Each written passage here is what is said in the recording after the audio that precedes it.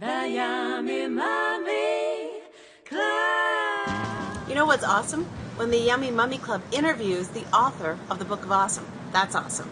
So here's Heather Hartt Sussman. She's a mom of two, and she's also an author in her own right. And she had a chance to find out everything awesome about the Book of Awesome. Well, Neil is the author of the book of Even More Awesome, and we're talking about that today on the Yummy Mummy Club. So Neil, first of all, take me back to the very, very, very beginning. Well, 2008 was a pretty tough year for me, and I know it was tough for a lot of other people as well. I needed a way to focus on the positive things in life. So I came home from work one night, and I started up a blog. It seemed like the thing to do, and it's called 1000awesomethings.com.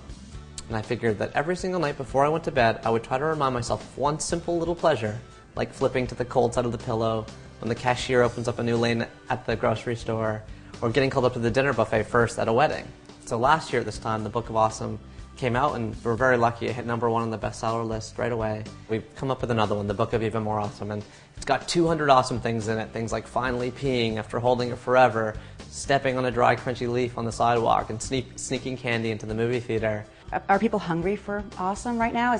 Are you riding the awesome wave? Well, I kind of feel like, we are surrounded by so much sad news and bad news every single day. And it's fun sometimes to turn out the lights, close your eyes, and just remember that there's so many simple pleasures in the Book of Awesome, that we have to be happy about.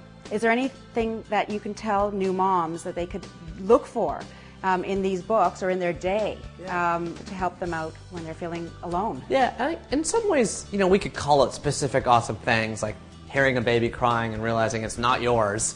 But on top of that, I think there's awesome everywhere. And so I think it's just about noticing the little things in your life already, whether that's a baby waking up and waving its arms at you, or the first words, or whatever comes. Neil, you also talk about the 3 A's of awesome. Yeah. Could you tell me about that? And those are attitude, awareness, and authenticity.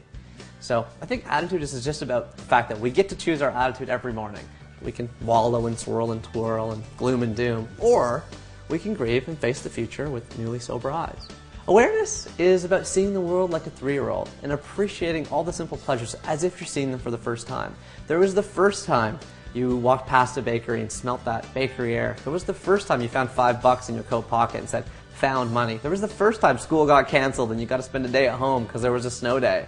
Authenticity is the last day, and it's all about following your heart, being true to yourself, and being cool with whatever that person is. Is this all yours, or is it from contributions from reviewers and readers? So the awesome things have come from everywhere. Some of them have come from me. Other people have sent suggestions in, and then I write the essays below each one. Neil, how do you recommend our viewers read this book? All at once, cover to cover, or pick out their favorites? Definitely not all at once. I think it's about just, keeping it somewhere you have handy on your bedside table or on your counter and just flipping it open to a random awesome thing. That's how I think I wrote it, and that's how I think people need and see and view awesome. A lot of North American kids, I think, suffer from what I didn't coin this phrase, but affluenza. They have so much, and they don't even realize it. If they, read this book, I've had my kids have pure belly laughs from this and realize, I am really lucky because I'm laughing with my mom, or for whatever reason. So what are your favorite ones? I absolutely love waking up to the smell of bacon. When someone else is cooking you breakfast and you can just kind of wake up to bacon or coffee or something from downstairs, it's a beautiful moment. There's millions in here, and I frankly love this book. They're all relatable, and there's not one that you sort of say, well, I can't relate to that one. They're universal, they're funny, and this is a fabulous series. Thank you so much. I'm a big fan. Thanks for having me on Yummy Mummy. I really appreciate it. Yummy Mummy appreciates it. Okay. Thank you very much. Thanks. Bye.